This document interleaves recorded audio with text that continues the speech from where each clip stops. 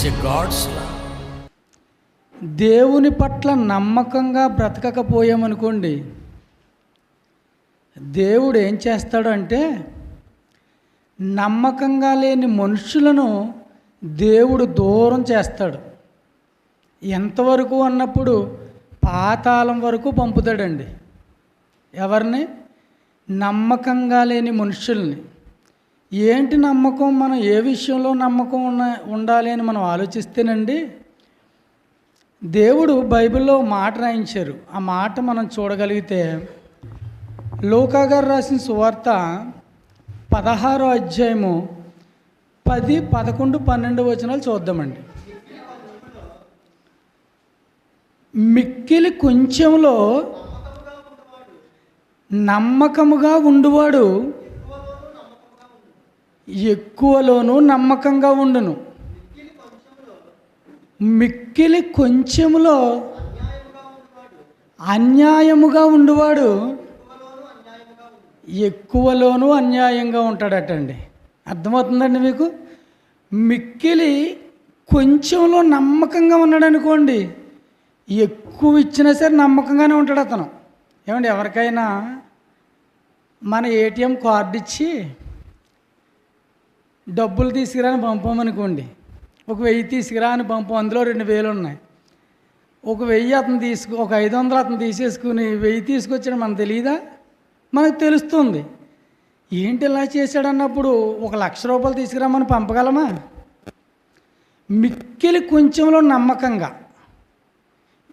ఎక్కువలోనూ నమ్మకంగా ఉంటాడు. మిక్కిలి కొంచెంలో నమ్మకంగా ఉన్నవాడు అంటే, ఇప్పుడు మిక్కిలి కొంచెంలో నమ్మకంగా లేమనుకోండి, కింద ఏం చెప్తున్నాడు చూడండి.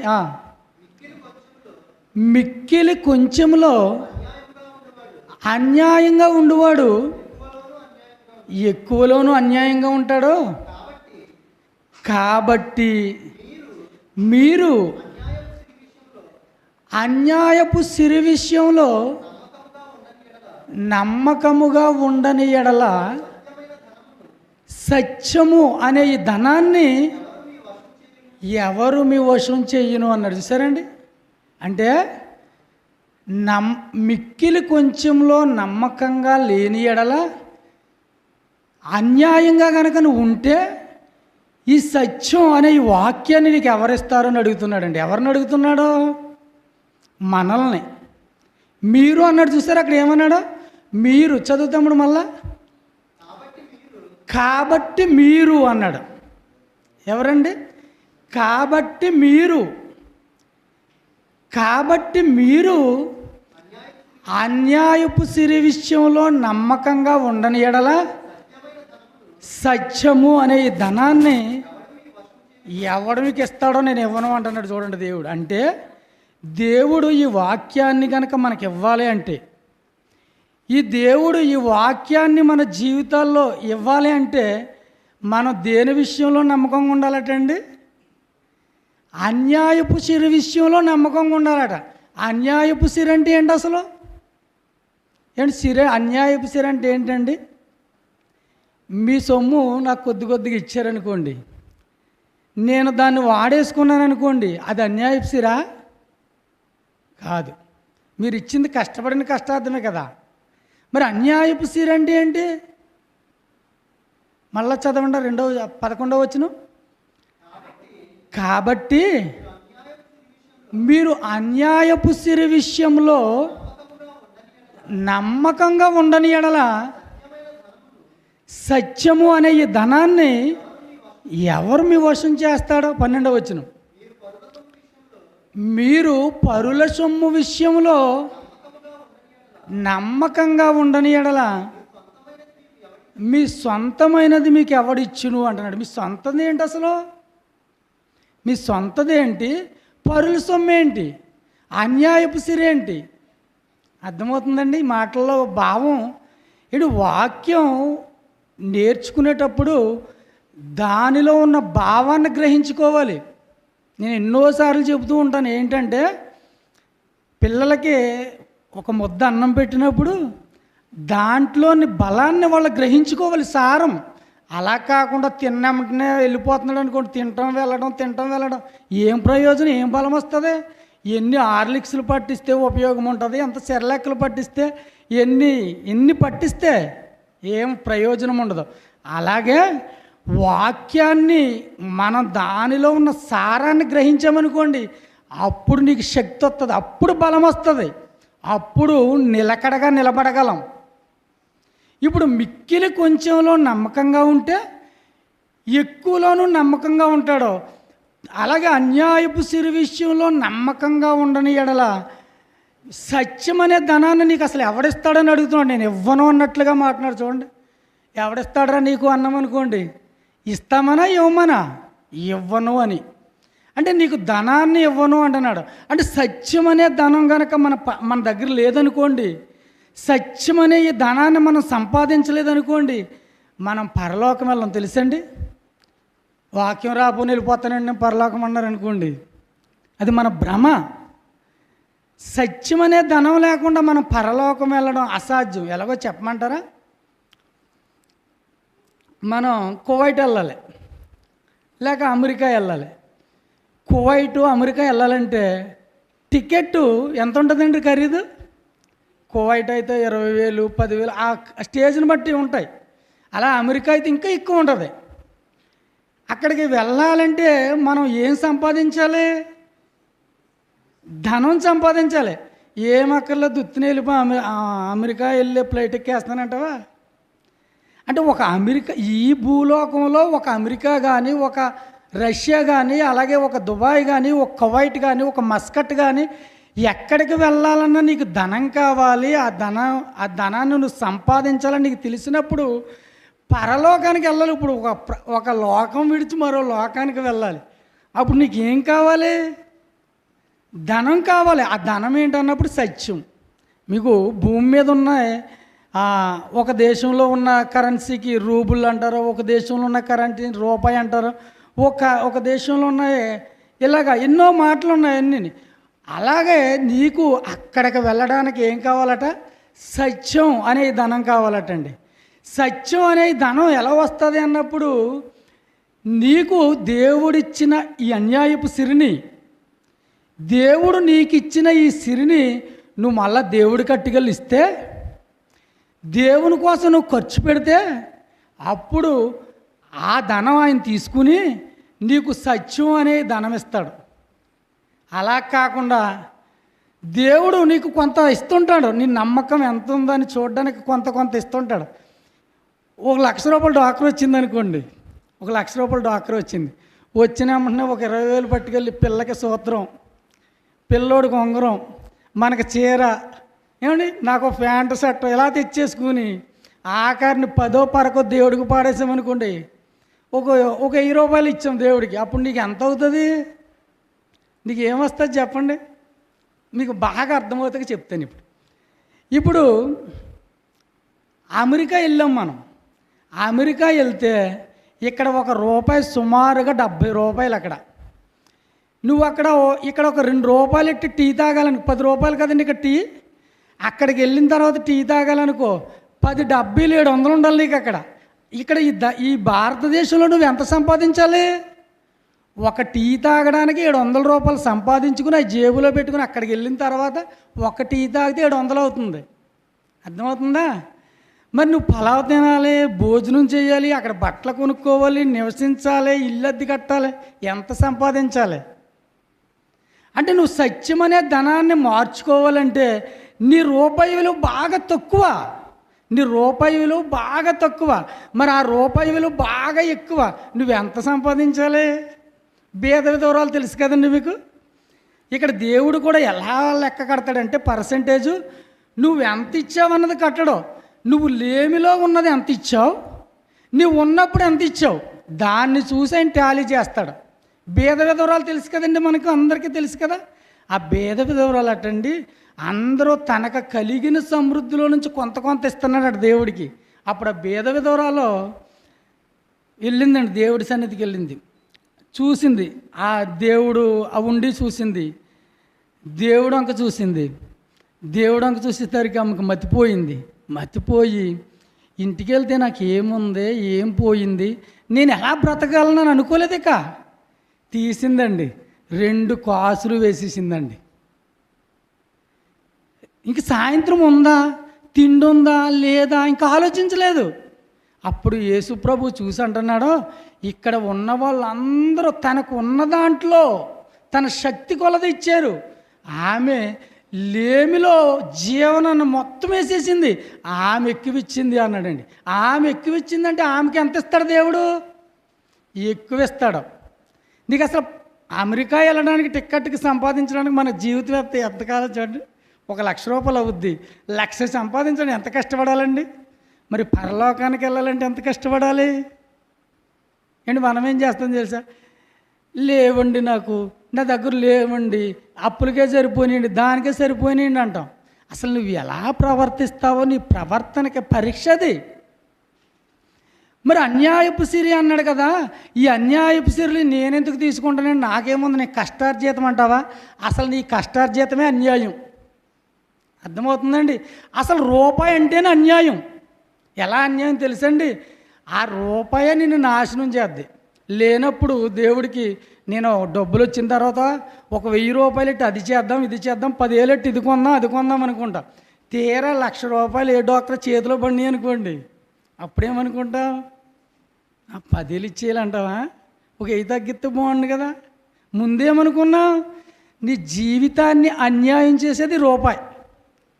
ఈ కాసులు ఇవే మిక్కిలి కొంచెం అన్యాయపు సిరి విషయం. అంటే ఎవరిదో తీసుకుని అన్యాయం చేసామని కాదు, అసలు మన సొమ్మే మనల్ని అన్యాయం చేస్తుంది. ఈ అన్యాయపు సొమ్ములోనే నువ్వు న్యాయంగా ఉండాలి. ఈ అన్యాయపు సొమ్ము మనదని మనం అనుకుంటున్నాం కదండి, మనద కాదండి, అది దేవుడు మనకిచ్చింది. దేవుడు మనకిస్తున్నాడు. ఇచ్చి వీడు నాకు ఇస్తాడంటావా? అసలు ఏం చేస్తాడు వీడు, ఎలా ప్రవర్తిస్తాడని చూస్తాడు. చూసినప్పుడు ప్రభువా ఈ నెలలో నీకు ఇవ్వలేకపోతున్నాను ప్రభు, 10,000 వచ్చినాయి, నాకే సరిపోవట్లేదు, నా పిల్లలకి సరిపోవట్లేదు అని అనుకో. ఆహా, ఎలా ఉందా నీ పని అనుకుంటాడు ఆయన. అసలు నీకు ఇచ్చిన దాంట్లో దేవునికి ఎంత చేయగలుగుతున్నావు? నాకు దేవుడు ఇవ్వలేదండి అంటావా? ఒక రిఫరెన్స్ చూడండి, ప్రసంగి గ్రంథం 5వ అధ్యాయము 19వ వచనం. మరి 19వ వచనం, మరియు దేవుడు ఒకడికి ఏమిచ్చాడటండి? ధనము ధాన్యము సమృద్ధిగా అన్నీ ఇచ్చాడట. దాని యందు దాని భాగం, తన భాగము అనుభవించుటకు. చూడండి అక్కడ ఏముంది? తన భాగమును అనుభవించుటకు. ఏమండి ఇక్కడ మాట మీకు అర్థం అవ్వాలి. దేవుడు ఒకడికట ధనము ధాన్యము సమృద్ధి ఇచ్చాడట, అన్నీ ఇచ్చాడండి. ఇచ్చిన తర్వాత తనకు ఒక భాగం నిర్ణయించాడు దేవుడు. ఏ భాగం? నువ్వు ఇంత వాడుకో, నాకు మళ్ళీ ఇంత తెచ్చేయి, నాకు మళ్ళీ ఇంత తెచ్చిచ్చేయి, నువ్వు నమ్మకంగా ఉండు, అప్పుడు నువ్వు ఇచ్చేసిన దాన్ని నేను సత్యం అనే ధనం రూపంలోకి మార్చేస్తాను, అది నీకు ఇచ్చేస్తాను, అప్పుడు నువ్వు పరలోకానికి వెళ్ళిపోదు. కానీ అది నమ్మకంగా ఉండడం అంటే. అర్థమవుతుందండి? నీవు నాకు తెలియకడుతాను, విమానాశ్రయంకి వెళ్ళిన తర్వాత మనం అక్కడికి వెళ్ళి వాడుకోవాలంటే విమానాశ్రయంలోనే మార్చుకోవాలి మన కరెన్సీని. అలాగే ఈ సంఘంలోనే నీ డబ్బు అంతా, నీ ధనాన్ని నువ్వు వెచ్చించాలి. మీకు బాగా అర్థమవడానికి ఏవో మాట చెప్తానండి. జక్కయ్య తెలుసు కదండి, జక్కయ్య మనందరికీ తెలుసు. జక్కయ్య యేసు ప్రభు గారు రాగానే, వాళ్ళ ఇంటికి రాగానే సగం తీసి బేదలకు ఇచ్చేసాడటండి. సగం తీసి బేదలకు ఇచ్చేస్తున్నాను. ఎందుకు ఇచ్చేసాడు? ఆ సగం ఆస్తిని పరలోకపు ధనంగా మార్చుకుని పరలోకానికి వెళ్ళిపోవడానికి. మళ్ళా అంటున్నాడు, ఎవరి దగ్గరైనా నేను మళ్ళీ అన్యాయంగా తీసుకుంటే, మరి అన్యాయంగా తీసుకున్నదా ఎవరి దగ్గరైనా ఉంటే అది 4 అంతలు ఇస్తానన్నాడు కదా, మరి ముందిచ్చిన సగమేంటి? ముందిచ్చిన సగమేంటి? అది అన్యాయం కాదు కదా. అయితే ముందిచ్చింది కూడా అన్యాయమే. తన జీవితాన్ని అన్యాయం చేయకుండా ఉండాలని ఇచ్చేసాడు దేవుడికి. మనల్ని ఎలా చేస్తే తెలుసండి? మనల్ని వస్తుంది ధనం, మన ముందు కళ్ళ ముందు ఆడుతుంటుంది, దాన్ని చూసి మనం మురిసిపోతుంటాం. మురిసిపోయి అప్పుడు ఆలోచనలు పలు విధాలుగా వెళ్ళిపోతుంటాయి. ఏం వెళ్ళిపోతుంటాయి? తాడుకుందామా, బొందు కొందామా, మనకు తలకో చెవికి తలకో కవల జతలు కొందామా, నేను ఉంగరం చేయించుకుందామా, లేకపోతే మరో 2 స్థలాలకు ఉంటే పడి ఉంటాయి కదా. ఇవి మన ఆలోచనలు. ఇవి అసలు ఉంటాయండి ఇవన్నీ? లోకస్తులు ఎవడో ఆలోచించే ఆలోచనలు అయ్యి. మరి మనకు వస్తున్నాయి ఏంటి? మన దేవుడు అన్నీ ఇచ్చి ధన సమృద్ధినిచ్చి నాకు ఈయన అని అడుగుతాడు. నాకు ఇవే, నేను నీకు మళ్ళీ మార్చిస్తాను అంటాడు.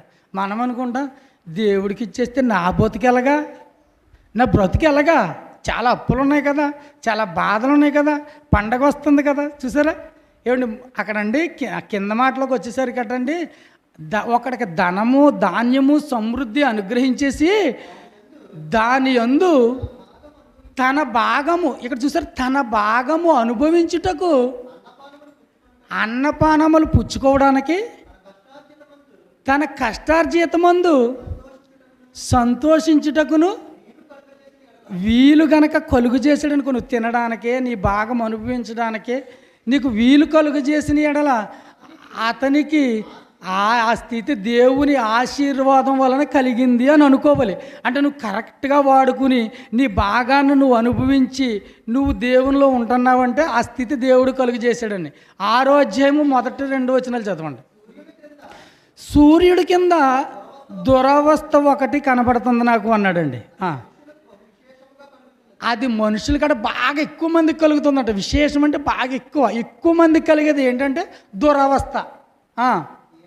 అది ఏంటంటే దేవుడు ఒకడికి ధనము ధాన్యము సమృద్ధి ఘనత కూడా ఇస్తున్నాడటండి. అతడు ఏమేమి అడుగుతుంటే అన్నీ ఇచ్చేస్తున్నాడట.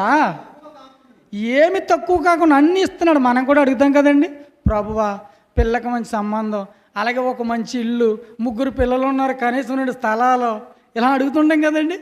ఇవన్నీ అడిగినప్పుడు అన్నీ ఇస్తాడటండి. ఇచ్చి అయినను దానిని అనుభవించుటకు దేవుడు వాడికి శక్తి ఇవ్వడు. అన్నీ ఇచ్చిన తర్వాత షుగర్ ఎట్టాడు అనుకోండి, ఏం తింటాం? అన్నీ ఇచ్చిన తర్వాత బీపీ పెట్టాడు అనుకోండి, ఏం తింటాం? ఉప్పు లేని కూర ఏం తింటాం? శక్తి ఇవ్వడు. అంటే దేవుడు నీకు అనుభవించడానికి, నీకు భాగం అనుభవించడానికి శక్తి ఇచ్చాడంటే అది దేవుని ఆశీర్వాదం అనుకుని బ్రతకాలి భూమి మీద. దేవుడు నీకు అన్నీ ఇస్తున్నాడు. ఇచ్చిన దాన్ని నువ్వు ఎంత నమ్మకంగా ఉన్నావో చెప్పమంటున్నాడు. ఇప్పుడు ఒకడు అన్యాయంలో మిక్కిలి కొంచెంలో నమ్మకంగా ఉండేవాడట, ఎక్కువలోనూ నమ్మకంగా ఉంటాడు. నీకు ఎక్కువ ఇచ్చాడనుకో అసలు దొరుకుతావు దేవుడికి. తక్కువ ఇస్తేనే దేవుడికి దొరకట్లేదు. ఎక్కువ ఇస్తే దొరుకుతామండి. జక్కని చూడాలి కదండి. మనం జక్కయ్య తన జీవితం చూసి మనం శిష్యులు ఉన్నారు కదండి, యేసుక్రీస్తు గారి శిష్యులు మనందరికీ తెలిసిన వాళ్ళ పేర్లు మనకి కంఠస్థం. వాళ్ళండి, ప్రభువా మాకు ఉన్నదంతా నీకు ఇచ్చేసి నిన్ను వెంబడించాం మేమని అడిగారండి. ఏమన్నారా? ప్రభువా మాకు ఉన్నదంతా నీకు ఇచ్చేసాం. ఇదేంటి వాళ్ళ వాళ్ళ భార్యలు, వాళ్ళ పిల్లలు వాళ్ళకి ఉంచలేదండి. ఏం చేశారు తెలుసండి? వాళ్ళ దగ్గరున్న ద్రవ్యం, వాళ్ళ ఇళ్ళు భాగాలు అన్నీ అమ్మేసుకుని తీసుకొచ్చి యేసు ప్రభు గారికి ఇచ్చేశారటండి. ఇచ్చేసినప్పుడు ఆయన ఏమి ఇచ్చాడు తెలుసండి? తండ్రి నీవు నాకు అనుగ్రహించిన వీరికి నీ వాక్యం ఇచ్చాను అన్నాడండి. ఏమిచ్చాడు? వాక్యం, సత్యం అనే ధనం ఇచ్చాడు. శిష్యులు పరలోకానికి వెళ్ళిపోయారు. పరలోకానికి అర్హత సంపాదించారు. పరలోకం వెళ్ళలేదు కానీ ఇప్పటివరకు ఎవరు పరలోకానికి వెళ్ళిపోవడానికి అర్హత తాంచేలు పట్టుకెళ్ళిపోయారు. ఏం పట్టుకెళ్ళిపోయారు? పరలోక రాజ్యపు తాళపు చెవి సత్యం. ఈ సత్యాన్ని పట్టుకుని వెళ్ళిపోయారండి. మీకు ఒక ఉదాహరణ చెప్తాను. ఈ చర్చిలోకి రావడానికి మీ దగ్గర తాళం చేతులు ఉన్నాయనుకోండి, మనిషికోటి, నన్ను అడగాలండి, మీరు వచ్చేసి చక్కగా తీసేసుకోవచ్చు, ఎప్పుడు పడితే అప్పుడు వెళ్ళిపోవచ్చు. అలాగే పరలోకం వెళ్ళడానికే నీకు ఈ సత్యమని తాళపు చెవి కావాలి. ఉందా? ఎలా సంపాదించగలం చెప్పండి? ఇప్పుడు అనుకుంటున్నారు, ఇప్పుడు దాకా తండ్రి గారు చెప్పారు పరలోకం వెళ్ళిపోతాం, బాప్తిసం తీసుకుంటే పరలోకం వెళ్ళిపోతాం, రొట్టె తీసుకుంటే పరలోకం వెళ్ళిపోతామా? అంత తేలిగ్గా ఉందా? పాపాలు ప్రభు కడిగే అంటే వెళ్ళిపోతాం. పాపాలు కడిగే అంటే వెళ్ళిపోతావా? ఇది ఎక్కడ నేర్చుకున్నావు? ఏమండి, పాపం చేసాం, తప్పు అయిపోయింది ప్రభు క్షమించేయి, పోయింది. అదేంటిది? మరి నీ సంపాదన ఇచ్చి ఏమంటే ఒకడికండి దేవుడు ధనదాన్ని సమృద్ధి ఇచ్చాడండి. ఇచ్చినప్పుడు వాడు ప్రవర్తన చూద్దాం. లోకసువార్త 12వ అధ్యాయం, లోకసువార్త 12వ అధ్యాయము 20వ వచనం చూడండి. 20వ వచనం. అయితే దేవుడు ఏమండి అడికి అటండి భూమి విస్తారంగా పండేసిందట, ఇక కుట్లు పట్టవు, అంత బాగా దేవుడు ఆకాశపు వాకిళ్ళు ఇప్పేసి ఆడింటి మీద కుమ్మరించేశాడు. కుమ్మరించేసరికి బాగా పండేసింది పంట. ఇప్పుడు వీడు ఆలోచనలు ఎలాగొన్నా చూడండి, మనలాంటోడు వీడు ఆలోచనలన్నీ మనలాంటోడు, దేవుడికి ఇవ్వాలనుకోవట్లేదు. అయితే వెర్రివాడా, ఈ రాత్రి ప్రాణం అడుగుతున్నారు, నీవు సిద్ధపరచుకున్న ఎవడవగుతాయి అని అడుగుతున్నాడండి. నువ్వు సిద్ధపరచుకుని దాచుకుంటున్నావు కదా, ఈ ఎవడవగుతాయి అంటున్నాడండి. అంటే సత్యం అనే ధనం, ఈ సత్యం అనే ధనం మనం సంపాదించుకోకపోతే, నీ సంపాదన అంతా ఇచ్చి బుద్ధి అనే ఈ వాక్యాన్ని సంపాదించుకోకపోతే ఏమైపోతాం మనం అన్నప్పుడు మన జీవితం నాశనం అయిపోద్దండి. నిజం. మనం ఈ భూమి మీదే సంపాదించుకోవాలి, ఈ భూమి మీదే బ్రతకాలనుకునే వాళ్ళని దేవుడు ఏమన్నాడో ఒక మాట చూద్దామండి. కీర్తన గ్రంథం 73వ అధ్యాయం 12వ వచనం. కీర్తనల గ్రంథం 73వ అధ్యాయం 12వ వచనం. ఇదిగో ఇట్టివారు భక్తిహీనులు, వీరు ఎల్లప్పుడూ నిత్యంత గలవారై, ఏ బాధ ఏముండదు, ఇంకా ధనం ఉంది కదా, నిత్యంత గలవారై ధనవృద్ధి చేసుకుంటారటండి. ఎవరో భక్తిహీనుడు. ఇక్కడ ప్రవర్తన, మన ప్రవర్తన మనకే తెలిసిపోతుంటుంది. దేవుని కోసం మన జీవితాన్ని, దేవుని కోసం మన రూపాయి ఖర్చు పెడుతున్నాం అనుకోండి, మనకు వచ్చిన దాన్ని మనం ఖర్చు పెడుతున్నాం అనుకోండి, భక్తిపరుడు అని ఒక సర్టిఫికెట్ ఉంటుంది మనకి, దేవుడు ఇస్తుంటాడు. అలా కాకుండా పోగేసుకోవడానికి ప్రయత్నాలు ఉన్నాయనుకోండి, అది సంపాదించాలి, ఇది సంపాదించాలి, అది కొనాలి, ఇది కొనాలని, అప్పుడు మనం ఎటువంటి వాళ్ళమండి? భక్తిహీనులు. ఎల్లప్పుడూ నిత్యంత గలవారై ధనవృద్ధి చేసుకుంటారు అంటున్నాడండి. ధనవృద్ధి ఏమండి, దేవుడు మనకి ఇస్తున్నాడు, మనం చూసుకున్నాం. ఒకడికి దేవుడు ధనము, ధాన్యము, సమృద్ధి అన్నీ దేవుడు ఇస్తున్నాడు. నీ భాగాన్ని నిన్ను అనుభవించమన్నాడు. ఆ భాగానికి మించి ఎగస్ట్రా అనుభవించామనుకోండి భూమి మీద, ఏమండి ఏమైపోతాం తెలుసండి? భక్తిహీనం అయిపోతాం. ఏమండి చాలామంది ఉంటారండి, అసలు దేవుడు అంటే ఇవ్వడానికి అసలు ఇష్టం ఉండదు మనకి. ఎందుకు ఉండదు? దేవుడికి ఇచ్చేస్తే మనకెలాగా, మన పిల్లలకి ఎలాగా, ఇదో ఆలోచిస్తారు తప్పితే భూమి మీద ఏదో లేదని ఆలోచిస్తాం తప్పితే దేవునికి ఇస్తే మనకు నిత్యమైన నివాసం ఒకటి ఉంటుందని ఆలోచించమండి మనం. ఆ నిత్యమైన నివాసాన్ని సంపాదించాలంటే అపోస్తులు ఏం చేశారు తెలుసండి? తనకు ఉన్నదంతా ఇచ్చేసారటండి. ప్రారంభ సంఘం ఏమిచ్చింది తెలుసా? ప్రారంభ సంఘం ఇల్లులైనను, భూములైనను, తమ ఆస్తులైనను తెచ్చి అపోస్తుల పాదాల దగ్గర పెట్టారటండి. అదే సేవ మనం చేయమన్నారనుకోండి, సంవత్సరానికి 100 సరిపోద్దా, 50 సరిపోద్దా అని అడుగుతాం మనమైతే. ఇటు 100కి 50కి ఏమొస్తుంది నీకు చెప్పు? ఏమొస్తుంది చెప్పండి? 100కి 50కి ఏంటి? 100కి 50కి ఒక 100 రూపాయలు ఇచ్చి వారం అంతా పైఖర్చు చేయమని చేస్తారు ఆడవాళ్ళు. ఒక 50 రూపాయలకి జీతం ఇచ్చి 100 రూపాయలు జీతం ఇచ్చి నెలంతా వారం అంతా గడుపుకొని పురుషులను అడిగితే గడుపుకుంటారా? ఆయన అటండి దేవుడు ఆకాశం నుంచి వర్షం, ఫలవంతమైన ఋతువులు అన్నీ మనకి ఇచ్చి మనల్ని ఆహారంతో నింపి మనల్ని పోషిస్తున్నాడట. పోషిస్తూ అలా చేయి చాపుతున్నాడండి. నేను ముద్దెట్టు అని. మనమేం పెడుతున్నాం? మనం పలావ్ తింటే 100 అవుతుంది, 200 అవుతుంది. దేవుడికి ఏమి ఇస్తాం? ఆ పలావ్ కూడా ఆయన ఇచ్చిందే. ఏమండి అన్నీ దేవుడిచ్చినవే. ఏమిచ్చినవి? మనం ఒక బండి కొనుక్కున్నాం అనుకోండి, ఒక ఇల్లు కట్టుకున్నాం అనుకోండి, మరొకటి కొనుక్కున్నానికి ఏం రాస్తాం తెలుసండి? దేవుడు ఇచ్చాడు, ఇది దేవుడి నిలయం, దేవుడి ఇల్లు, దేవుడు ఇచ్చింది. మరి దేవుడు ఇచ్చింది దేవుడికి ఇవ్వాలి కదా. మీకు ఒక ఉదాహరణ చెప్తానండి. మీకు ఒక 5,000 నేను తెచ్చి ఇచ్చానండి. ఇచ్చిన తర్వాత మీరు ఏం చేయాలి? నాకు సాగినప్పుడు ఇచ్చేయాలి. ఇవ్వకుండా ఉంటే ఏమనుకుంటాను నేను, ఈడేంట్రా ఇచ్చాను మళ్ళీ ఇవ్వట్లేదు అంటాడు. మళ్ళీ వచ్చాడు అనుకోండి, అప్పుడు ఇస్తానా? మళ్ళీ వచ్చాడు అనుకోండి, ఇస్తానా? ఏమో అప్పుడు అంటాను, లేవు బాబు అంటాను. ఎందుకు? నువ్వు 5,000 ఇచ్చేసి ఉంటే నీకు 1,00,000 ఇద్దును. మిక్కిలి కొంచెంలో నమ్మకంగా ఉండడం అని చెప్పాను. ఇప్పుడు నీకు 5,000 నువ్వు తెచ్చి అడగకుండా ఇచ్చేసి ఉంటే వీడు ఇస్తాడా ఇతను ఇస్తాడా అని చూస్తుంటాను. అడగను, నేను కూడా అడగనండి. చాలామంది చూస్తుంటాను. ఇవ్వనప్పుడు ఆడు మళ్ళా వచ్చాడు, ఆపదొచ్చింది, 10,000కి వచ్చాడు. అప్పుడు ఏమంటాం? ఉన్నా లేవు బాబు నీకు ఇవ్వనంట. ఎందుకు? మిక్కిలి కొంచెంలో నమ్మకంగా లేడు. అలాగే దేవుడు మనకి ఎవరో వర్ధిల్లిన కొలదో వాళ్ళకి ఇస్తున్నాడు. ఇచ్చి అంటున్నాడు, నువ్వు రా నాకు తీసుకురా అన్నాడండి. మీరు మందిరంలో, నా మందిరంలో ఆహారం ఉండునట్లు, అంటే మందిరంలో ఏమి లేదు. ఇప్పుడు మందిరంలో ఆహారం ఉండునట్లు అన్నాడంటే మందిరంలో ఏమి లేదు, ఆహారం లేదండి. దేవుడికి అన్నం లేదు. మందిరంలో ఆహారం ఉండినట్లు మీరు తీసుకొచ్చి ఇక్కడ వేసి అప్పుడు మీరు నన్ను శోధించండి. అప్పుడు నేను ఏం చేస్తాను తెలుసా? ఆకాశ వాకిళ్ళు ఇప్పేసి మీకు సమృద్ధిని కుమ్మరిస్తానన్నాడు. ముందేం చేయాలండి? ఒక 5 కేజీలు చేప పట్టాలనుకోండి. ఒక 5 కేజీలు చేప పట్టాలి. చేపను మనం పట్టాలంటే ఒక చిన్న గాలం ముళ్ళకి ఇంత ఏరుపాం తీసుకొచ్చి గుచ్చాలి. అది గుచ్చి వేస్తేనే ఆ చేప వస్తుంది. అది గుచ్చి అది వేయలేక ఉత్తుముళ్ళు వేసామనుకోండి, నువ్వు ఎన్ని సంవత్సరాలు కూడా అక్కడ కూర్చొని ఉండమే ఆ ఏటు కొట్టిని.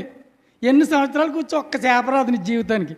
ఆ ఏటుపాము అనేది చిన్నది ఎరేసామనుకోండి, అప్పుడు 5 కేజీలు పడవచ్చు, 10 కేజీలు పడవచ్చు నీ జీవితానికి. అవసరమైతే కొంతమందికి ₹1,00,000 చేప పడద్దండి. ఒక్కోసారి లక్షలు ఖరీదు చేసే చేప. అలాగే దేవుడికి కొంచెం ఆహారం తీసుకొచ్చి ఆయన మందిరంలో పెట్టు, నా సేవ నిమిత్తం, అప్పుడు నీకు సమృద్ధి అన్నాడు. దేవుడు నీకు ఇవ్వాలంటే ఇప్పుడు ఏం చేయాలి? మనం 10 రోజులకి, సంవత్సరానికి ఒక 50 పావల పాడేయడం కాదు. దేవుడికి ఎంత అవసరమో అది ఇవ్వాలి. తాను వర్ధిల్లిన కొలది ఇవ్వాలటండి. కొరింథీయులకు రాసిన మొదటి పత్రిక 16వ అధ్యాయము మొదటి వచనం చూడండి. 16 మొదటి 2 వచనాలు. పరిశుద్ధుల విషయమైన సందా విషయమైతే నేను గలతీలో ఉన్న సంఘములకు, ఒక సంఘానికి కాదు, గలతీలో ఉన్న సంఘములకు నియమించిన ప్రకారం మీరు చేయండి.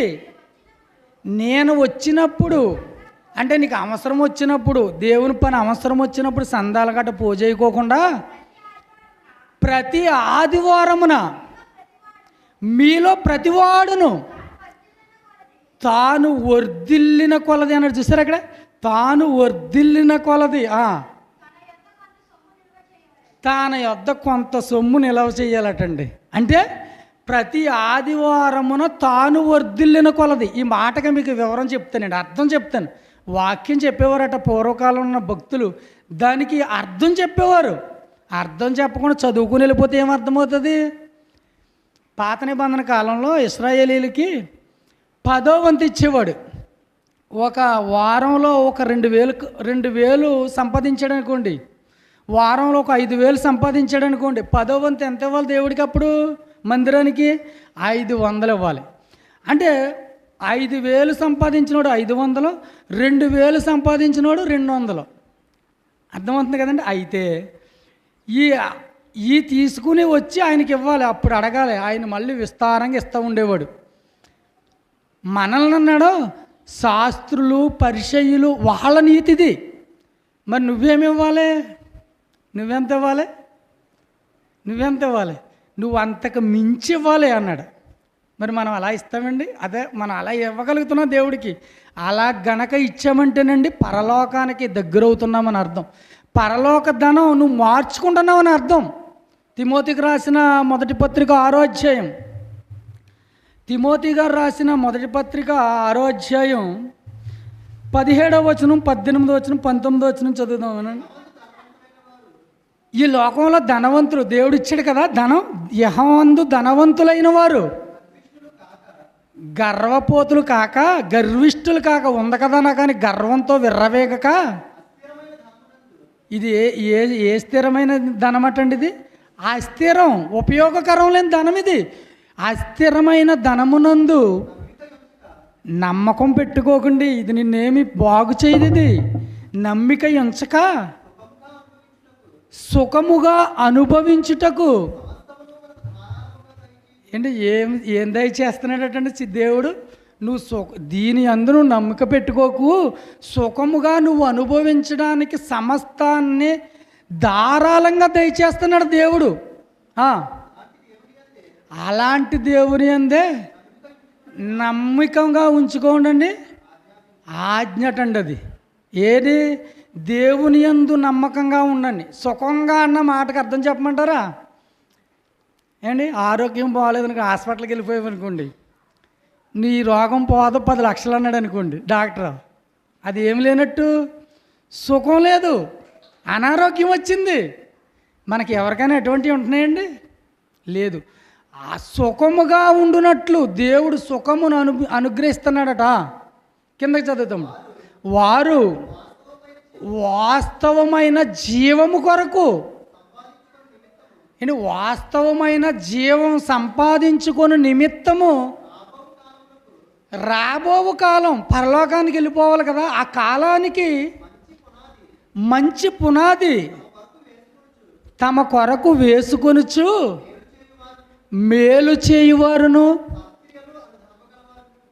సత్క్రియలు అనే ధనం గలవారును ఔదార్యం కలవారును ఉండవలనని వారిని హెచ్చరించు అంటున్నాడండి. ఏం హెచ్చరించాలట? సత్క్రియలు అనే ధనమట. సత్క్రియలు అంటే సంవత్సరానికి 2 సంవత్సరాలకు ఒకటి కాదు. సత్క్రియ అంటే ఒకటే. సత్క్రియలు అంటే ఏంటి? మనకి ఏ బైబిలు లేదు, ఏ దేవుడు తెలియనివాడు కొర్నేలు తెలుసు కదండి మనకు. అతడు ధర్మ కార్యాలట, అతని సత్క్రియలట, ఆయన చేసినవట దేవుని దగ్గరికి వెళ్ళిపోయినాయటండి. మన వెళ్ళినాయా అండి? దేవుని దగ్గరికి వెళ్ళిపోయినాయట. దేవుడు పంపించాడు, అడుగో నా కొడుకు అన్యజనుల్లో ఉండిపోయాడు. మనం దేవునిలోకి వచ్చాం, రక్షణ పొందాం, అన్నీ ఉన్నాయి. సత్క్రియలు అనే ధనం ఏది లేదండి. ఇలా గనక మన జీవితాలు లేకపోతే నాశనం అయిపోతామండి. నిజం. దేవుని కోసం ఎంత చేసావు, అసలు ఏం చేసావు? ఏమండి, మనకి పండగ వస్తుంది. ఈ పండగలో నేను నా ఇంటికి ఖర్చు 5,000 అవుతుంది అన్నదే 1 సంవత్సరం ఆఫ్ చేసేసి దేవుడికి ఇవ్వడానికి చూడు, దేవుని పనికి చూడు. అప్పుడు ఆ భక్తి విలువేంటో నీకు తెలుస్తుంది. ఈ సంవత్సరం నేను ఏది అనుభవించను, దీన్ని నేను దాచి దేవుని కోసం ఖర్చు పెడతానని దాచి చూడు సార్, నీకు తెలుస్తుంది. ఆ భక్తి ఏంటి, ఆ విలువేంటో తెలుస్తుంది. అలా కాకుండా పండగకి అందరికీ బట్టలు ఉన్నాయి, నాకు చీర కొనలేదని ఏడుపు మొఖం వేసామనుకోండి, మీ అందరూ కొనుక్కున్నారు, నాకు ప్యాంట్ షర్ట్ లేదని ఏడుపు మొఖం వేసామనుకోండి, ఏం బాగుంటుంది? ఆయన చూసి ఇదేంటి ఎలా తయారయ్యాడు, ఏంటిది అంటాడు. అలా కాకుండా చీర కొనుక్కొని 1000 ఇచ్చాడు అనుకోండి భర్త, దాచేసి కొనట్లేదు అనుకోండి, భర్త అడుగుతాడు, ఈ అమ్మాయి చీర కొనుక్కోలేదే పండగ వచ్చిందని, నేను దేవుడికి ఇస్తానని అనుకో, వాడికి చెంప మీద కొట్టినట్టు ఉంటుంది. అవునా కదా? నిజం. అసలు భక్తి ఒకడికొకటి నేర్పాలి తెలుసండి. భక్తి నేర్పితే అర్థమవుతుంది, లేత అర్థం కాదు. చిన్నప్పుడు పిల్లలకే ఒరే 2,000 పెట్టి మీకు బట్టలు కొనమంటారా, లేకపోతే దేవుని మాట్లాడడానికే VCD కొనమంటారా అని అడిగితే అదే కొన్నానా అన్నారు. చిన్నప్పుడు వాళ్ళకి ఏమీ తెలియదు. అప్పుడు నాకు ఎంత సంతోషం వేసింది తెలుసండి. అది కొన్నాను, ఇది కొన్నాను. ఒక శరీర సంబంధమైన తండ్రిగా నేనే ఇంత ఆలోచించినప్పుడు, పరలోకమందున్న తండ్రి నీకు బట్టలు లేకుండా, నీకు తిండి లేకుండా, నీకు బంగారం లేకుండా వేస్తాడా? వేయడండి. కానీ నీ మనసు ఏంటో పరిశీలించడానికి చేస్తుంటాడు ఆయన. మీకు ఒక ఉదాహరణ చెప్పమంటారా? అన్యాయపు సిర అంటే ఏంటో చెప్తాను, మీకు అర్థమవుతుంది. ఇప్పుడు నాకు ఒక కొడుకున్నాడు. ఆ కొడుకు అక్కడ హైదరాబాద్లో ఉద్యోగం చేస్తున్నాడు. ఉద్యోగం చేసేవాడు ఒక 25,000, 30,000, అతను 40,000 జీతం వస్తుంది. ఇప్పటి వరకు నేను నెలకు వచ్చేసరికి 10,000, 5,000 పంపించేవాడు తండ్రిగా. వాడుకున్నాడు. ఇప్పుడు 2-3 నెలలు అయింది, జీతం నాకు పంపించట్లేదు అనుకోండి. ప్రయోజకుడు అయ్యాడు, అప్పుడు పంపించట్లేదని నాకు ఎలా ఉంటుందండి? వాడేసుకుంటున్నాడు. ఫోన్ చేసామనుకోండి, ఎక్కడ ఉన్నాయి, ఖర్చు అయిపోయినాయి అంటున్నాడు అనుకోండి, ఎలా ఉంటుందండి మనకి? ఇది వరకు 5,000తోనూ 10,000తోనూ సరిపెట్టుకునేవాడు, ఇప్పుడు 40,000 ఏం ఖర్చు చేసేసాడు. మంచివాడే, నమ్మకమైన వాడే, మరి ఎందుకు ఖర్చు చేస్తున్నాడని అనుమానం స్టార్ట్ అవుతుంది. అప్పుడు 2 నెలలు పోయిన తర్వాత, నాన్న నాకు ఖర్చుకు డబ్బులు లేవు, ఒక్క 5,000 పంపించాడు అనుకోండి, పంపుతావా? అప్పుడు ఏమంటాం చెప్పండి మీరు? అంటే నమ్మకం తప్పేటప్పటికి ఇంకా పంపం. ఇదేంటి మరి వాడు నాకెందుకు పంపాలి అన్నప్పుడు, నేను కష్టపడి చదివించి ప్రయోజకుని చేశాను కనుక వాడు నాకు పంపించాలి. నాకు పంపిస్తే మళ్ళీ ఆడ అవసరాల నిమిత్తం నేను ఇస్తానేమన్నా. 3 నెలలు చేసిన తర్వాత అండి, మొన్న అడగడానికి మొహమాట పడుతున్నాడు. నాన్న నాకు ఖర్చుకు డబ్బులు లేవు, ఇంటి అద్దె వచ్చేసింది అన్నాడు. ఎంత కావాలి అని అడుగుదాం, అసలు ఏంటి పరిస్థితి అడుగుదామని, ఎంత కావాలని అడుగుతున్నాను. అడుగుతుంటే 2,500 ఎంతో రూమ్ రెంట్ అటండి, నలుగురికి 10,000 అట. ఈడు నలుగురిలో ఒకడు కదా, 2,500 ఎంతో రూమ్ రెంట్ అట. ఖర్చు పెట్టుకోవడానికి అడగలేక 500 చాలు, 3,000 అన్నాడండి.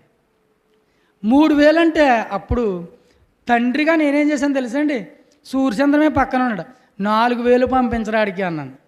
అంటే నమ్మకంగా వాడు తనకు ఉన్నది మనకి ఇచ్చేస్తే మనమేం చేస్తున్నాం, ఒక శరీర సంబంధమైన తండ్రిగా ఆడు ఎంత సంపాదించినా ఎన్ని చేసినా వాడికి లోటు లేకుండా చూస్తున్నాం. అలాగే నీకు లేదు అని నువ్వు అనుకునేదానికంటే నీ కన్న తండ్రిని ప్రేమించి ఒక బీద విధవరాల్లాగా ఇచ్చావనుకో, నీకు లోటు ఉండదండి. అది లోటు లేకుండా దేవుడు చేసే మనసు. అసలు వీడు ఇస్తాడా, ఇవ్వడాన్ని ఇస్తాడు.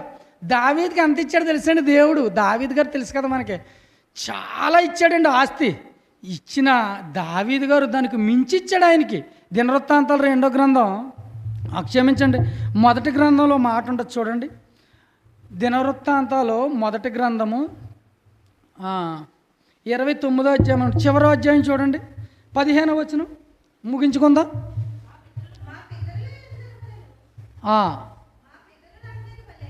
మా పితరులందరి వలెను మేమును నీ సన్నిధిని అతిథులమును పరదేశులమై ఉన్నాము. మా భూ నివాస కాలము నీడ అంత అస్థిరము. ఈ కాలం ఎంతటండి మనకున్న కాలం? నీడ అంత అస్థిరము. అక్కడ ఎండొస్తే అక్కడ నీడొస్తే గంటకి ఎండొచ్చేద్ది, క్షణంలో ఎండొచ్చేస్తుంది. అంత అస్థిరము. స్థిరముగా ఉన్నవాడు అక్కడ లేడు ఇక్కడ. మా దేవా యెహోవా పరిశుద్ధ నీ నామము యొక్క ఘనత కొరకు మందిరము కట్టించుటకై నేను సమకూర్చిన ఈ సమస్త వస్తు సముదాయమును నీ వలన కలిగిందే అంటున్నాడు. చూడండి, ఇదంతా ఎవరి వలన కలిగింది? ఆయన వలన కలిగింది. అంతయు నీది అయి ఉన్నది. నా దేవా, నీవు హృదయములను పరిశోధన చేయుచు యథార్థవంతులను ఇష్టపడువాడవు. ఏం పరిశోధన చేస్తాడండి? ఏం పరిశోధన చేస్తాడో? ఇస్తాడో, నీకు ఎక్కువే ఇస్తాడో. ఇచ్చి ఇది ఏం చేస్తాడని చూస్తాడు. ఏం చేస్తాడని చూసే సమయంలో ఈ లోపలనే డబల్ స్టేర్ వేసేది అనుకోండి. ఏమండి, ఇచ్చాడు, ఒక స్టేర్ ఇచ్చాడు, అన్నీ ఇచ్చాడు. ఇచ్చి నీకు మళ్ళీ కొంత ఇచ్చాడు. ఇచ్చేసరికి డబల్ స్టేర్ వేసావు అనుకోండి. అప్పుడు ఇదేంటి, ఇంతకి ఇచ్చాను, వీడికి ఏం చేస్తాడని ఇచ్చాను అని ఆలోచిస్తాడు. హృదయములను పరిశోధిస్తాడంట. అసలు ఏంటి మనసు, ఎలా చేద్దాం అనుకుంటున్నాడు, నాకు ఏమి ఇద్దాం అనుకుంటున్నాడు. 100 కూడా ఇవ్వలేనండి నేను అన్నాం అనుకోండి. అసలు మాట అంటే అలా ఉంటుందండి ఆయనకి. చీప్గా, చిల్లరగా ఉంది, అసలు నాకే అసహ్యంగా ఉంది ఆ మాట. అలా ఉండకూడదండి. దేవుడికి ఎలా ఇవ్వాలో తెలుసండి? విస్తారంగా. ఆయన ఏం చేస్తున్నాడు మనకి? ధారాళంగా విస్తారంగా దయచేయి దేవుడట. ఆకాశము నుండి ఋతువులు, ఫలవంతమైన ఆహారం. ఎంత ఫలవంతమైన ఆహారం అండి! మన హృదయాలని పోషిస్తూ ఆనందపరుస్తున్నాడటండి. ఇన్ని చేసి దేవుడు ఇస్తుంటే మనం దేవుని సేవ చేయండి. మనం చూడండి, తిమోతికి రాసిన పత్రిక 6వ అధ్యాయము చివరి వచనంలో 11వ వచనంలో చదువుకుని ఏమన్నాడండి? అవాస్తవమైన ధనమందు నమ్మికొంచుకోకుండా ఔదార్యము ఇచ్చేవాళ్ళు, మీరు ఇచ్చేవాళ్ళు కావాలి. సత్క్రియలు అనే ధనం కలవారై ఉండాలి. తమ ధనములో ఇతరులకు పాలు ఇవ్వాలటండి. మనకు ఉందని మనమే తినేయడం కాదు, మనకు ఉందని మనం తినేయడం కాదు, మనం ఉన్నదాన్ని మనం అనుభవించేయడం కాదు, మనం ఇతరులకు పాలు ఇచ్చేవారుగా ఉండాలి. ఈ పాలు ఇవ్వడం అంటే సువార్త పనిలో మనం ఖర్చు పెట్టడమేనండి. దేవుని పనికి లోటు వచ్చిందనుకోండి, మన జీవితాల్లో మాత్రం లోటు వస్తుంది. గుర్తెట్టుకోండి, దేవుని పనికి నేను లోటు చేస్తున్నానని నీకు అర్థమైపోతే నీ జీవితంలో వచ్చే లోటు అంతా ఇంత కాదు. ఎందుకంటే మిక్కిలి కొంచెంలో నమ్మకంగా ఉండేవాడు ఎక్కువలోనూ నమ్మకంగా ఉన్నాడు. ఆ పట్టణాల గురించి రాసినప్పుడు ఒకడికి 10 తలాంతులు ఇచ్చాడట. ఆడు 10కు 10 సంపాదించేస్తే నమ్మకమైన మంచి దోషుడా, నీవు ఈ 10 పట్టణాల మీద ఉండు. 10 తలాంతులు ఇచ్చాడండి ముందు, తర్వాత 10 పట్టణాలు ఇచ్చాడు. 5 తలాంతులు ఇచ్చినోడికి నమ్మకమైన మంచి దోషుడా, ఇగో నీవు 5 పట్టణాల మీద అధికారి అయ్యుండు. 5 తలాంతులు ఎక్కడా, 5 పట్టణాలు ఎక్కడా? చూసారా, మిక్కిలి కొంచెంలో నమ్మకంగా ఉంటే మరి ఎలా ఉంటున్నారు? పండగ వస్తుంది, ఏం ప్లాన్ వేస్తున్నారా? ఈ ఆదివారం వస్తుంది, ఏం వండాలి? ఇదేనా ఆలోచన? దేవునికి నేను ఈ వారంలో ఏం చేయగలిగానని ఎవరైనా ఆలోచించుకుని పరిశీలించుకుంటే కనుక మన జీవితం బాగుపడద్దండి. ఏమన్నాడు పౌలు గారు? గలతీ సంఘములకు నేను నియమించిన ప్రకారం మీకు చెప్తున్నాను. అన్ని సంఘాల్లో నియమించుకుంటూ వస్తున్నాను. నేను వచ్చినప్పుడు తడుముకుని లేదు నేను ఎలాగివ్వగలను కాదు, వర్ధిల్లినప్పుడల్లా తీసుకుని కొంత పక్కన పెట్టు, దేవుని పని వచ్చినప్పుడు ఖర్చు పెట్టు అంటున్నాడు. అలా ఉందండి. దేవుడు ఏమంటున్నాడు? నా మందిరంలో ఆహారం ఉన్నట్లు తీసుకొచ్చి పెట్టు, అప్పుడు నువ్వు నన్ను శోధించు. ఏమంటున్నాడు? అడుగు. శోధించడం అంటే తెలుసండి, భార్య ఏమండి నాకు పండగ వస్తుంది, చీర కొనలేదు, ఎప్పుడు కొంటారు అత్తమాలు అడుగుతుంది అనుకోండి, అది శోధించడం అంటే. బాధ పెట్టేయడం, నన్ను బాధ పెట్టే నువ్వు, అప్పుడు నీకు ఆకాశం వాకిళ్ళు ఇప్పేసి ఈ శ్లాపన సరిపడిపోద్ది కింద. నిజం, అలా పడాలి, అలా ఆశీర్వదించాలంటే మనం ఎలా ఉండాలో తెలుసండి? పిసినితనంగా, లోపత్వంతో కాదు. దేవుని దగ్గరికి వచ్చేసరికి నీ జీవితంలో లెక్క ఉండకూడదు. ఇంకో విషయం తెలుసా? ఇది వరకు కాలంలోనూ ఎవరైనా ఒక్కరిద్దరు ముగ్గురిని దేవుని సేవకాన్ని తీసుకెళ్ళారనుకోండి, తీసుకెళ్ళేవారు బాగానే ఉండేది. వచ్చిన తర్వాత ఆటోకు డబ్బులు ఇవ్వలేదు, దానికి ఇవ్వలేదు. మరి నీకు ఆటో ఎందుకు ఇచ్చాడు? ఏమండి, నీకు ఇంకోటి ఎందుకు ఇచ్చాడు? నువ్వు తీసుకెళ్ళాలని, ఇతరులకు పాలు ఇవ్వాలని నీకు ఇచ్చాడు. ఇచ్చిన దాంట్లో నమ్మకంగా లేదనుకోండి, తీసేస్తాడు. వ్యవసాయం ఉంది, ఇచ్చాడు కదా, వ్యవసాయం ఇస్తున్నాడు. ఒకడికి ధనము ధాన్యము సమృద్ధి ఇస్తున్నాడు. దానిలో మనం నమ్మకంగా లేమనుకోండి, దేవుని పనికి వాడట్లేదు అనుకోండి, ఏం చేస్తాడా? శుభ్రంగా తీసేస్తాడు. ఆ తర్వాత ఏం చేయాలి? మళ్ళీ కూలి పని. వ్యవసాయం పోయింది, కూలి పనే. నిజం. అందుకనే నాకు చాలా భయం వేస్తుంటుంది. దేవుని పని ఉందా, నా వంతుకి ఎంతో కొంత నా దేవుడికి ఒక ముద్దైనా పెట్టాలి అని ఆలోచిస్తూ ఉంటాను. దేవుని కోసం నా కష్టాన్ని అవసరమైతే పక్కన పెట్టేసి దేవుని కోసం ముందు ఇవ్వాలని ఆలోచిస్తాను. ఎందుకంటే తెలుసండి, దేవుని మనసు తెలిసినోడు ఎవడు అసలు? ఆయనకి ముందుగా ఇచ్చి ముందు ఇవ్వాలి. ముందు వారంలో వచ్చిన డబ్బుల్లో ముందు తీసుకొచ్చి దేవుడికి ఇస్తే ఆయన నీకు ముందు ఇస్తాడు. లేదనుకోండి, ఎంత అడిగినా ఏమంటాడు తెలుసండి? వ్యభిచారులారా, మీరు ఆశించుచున్నారు కానీ మీకు దొరకట్లేదు, మీరు మీ భోగాల నిమిత్తమే అడుగుతున్నారు కానీ నాకు ఇవ్వడానికి ఏం అడుగుతున్నారా అని అడిగాడండి యాకోబులో. సంఘమే వాళ్ళు ఎటువంటి వాళ్ళు తెలుసండి? చిన్నోళ్ళు కాదు వాళ్ళండి. యెరూషలేములో అన్నీ అమ్మేసుకుని సంఘానికి ఇచ్చేసిన తర్వాత వాళ్ళు హింసలు కలిగి చెదిరిపోయి మళ్ళా లోకాశుల వైపుకి చేరిపోయారు. అప్పుడు యాకోబు గారు ఒక పత్రిక రాస్తూ అంటున్నాడు, 12 గోత్రాల యందు చెదిరిపోయిన వారికి రాస్తూ అంటున్నాడు, వ్యభిచారులారా, మీరు ఆశించుచున్నారు కానీ మీకు దొరకట్లేదు, మీరు అడుగుతున్నారు కానీ మీకు ఇవ్వట్లేదు, మీరు అడిగినా మీ భోగాల నిమిత్తమే అడుగుతున్నారు కానీ నా నిమిత్తం కాదు అన్నాడు. అందుకని మీకు దొరకట్లేదు అన్నాడు. చూడండి 4వ అధ్యాయము 4వ వచనం యాకోబు రాసిన పత్రిక. మీరు అడిగినను మీ భోగముల నిమిత్తము వినియోగించుటకై దురుద్దేశంతో అడుగుతున్నారు కనుక మీకు ఏమీ దొరకదు. మనం ఏమడుగుతామండి దేవుణ్ణి? ప్రభువా నాకు అది ప్రభువా, ఇది ప్రభువా, అది చేస్తాను ప్రభు, అది అడుగుతాం. కానీ ప్రభువా నీకు ఇవ్వడానికి నాకు రూపం ఉండట్లేదు ప్రభువా, కొన్ని ఈ ప్రభువా నేను ఇస్తానంటామా? దావీదు గారు కింద మనం చదువుకుంటా వచనాల్లో దినవృత్తాంతాల గ్రంథంలో అంటున్నాడు, ప్రభువా ఈ సమస్తం నీదే, నువ్వు ఇచ్చిన దాంట్లో మేము కొద్దిగా ఇచ్చాం, కొద్దిగా ఎంతో ఇవ్వలేదు ప్రభు, కొద్దిగా ఇస్తున్నా. ఎంత ఇచ్చాడు అనుకుంటున్నారా? మనుగులు మనుగులు బంగారం, మనుగులు మనుగులు వెండి ఆయనకు ఆ దేవుడి కోసం సంపాదించాడట. ఇతని ఆస్తిలో కూడా కొంత ఇచ్చాడట. సో అది నేర్చుకున్న కొడుకు సొలొమోను అంటున్నాడు, యెహోవాను నీ ఆస్తిలో భాగం ఇచ్చి ఘనపరచు అన్నాడండి. తండ్రి దగ్గర నేర్చుకుని ఘనపరచాలంటే పాటలు పాడడం, ఉత్తు మాటలు చెప్పడం కాదు, నీ ఆస్తిలో భాగం ఇచ్చి యెహోవాను ఘనపరచు అన్నాడండి సొలొమోను గారు. తండ్రి దగ్గర నేర్చుకున్నాడు. అలా మన అందరం దేవుని యొద్ద నేర్చుకుని దేవుని కోసం బ్రతకాలని కోరుకుంటూ నా మాటలు ముగిస్తుంది.